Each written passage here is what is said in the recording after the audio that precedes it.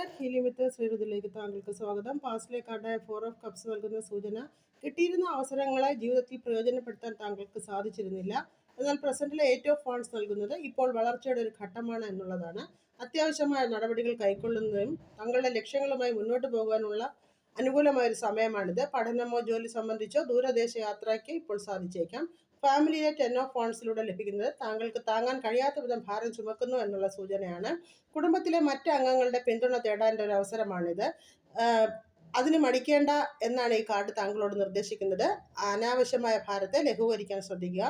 ഫോക്കസിനായിട്ട് 5 of cups പറയുന്നത്, പാസ്റ്റിലെ നഷ്ടങ്ങളെക്കുറിച്ച് ചിന്തിച്ചിരിക്കാതെ അതിൽ നിന്നുള്ള പാഠങ്ങൾ ഉൾക്കൊണ്ട് മുന്നോട്ട് പോകുവാനും ശക്തിപ്പെടുകയും ചെയ്യാനാണ് യൂണിവേഴ്സ് താങ്കളോട് നിർദ്ദേശിക്കുന്നത്. ഇല്ലെങ്കിൽ വരാനിരിക്കുന്ന നല്ല അവസരങ്ങളെ പ്രയോജനപ്പെടുത്താൻ താങ്കൾക്ക് കഴിഞ്ഞെന്ന് വരില്ല.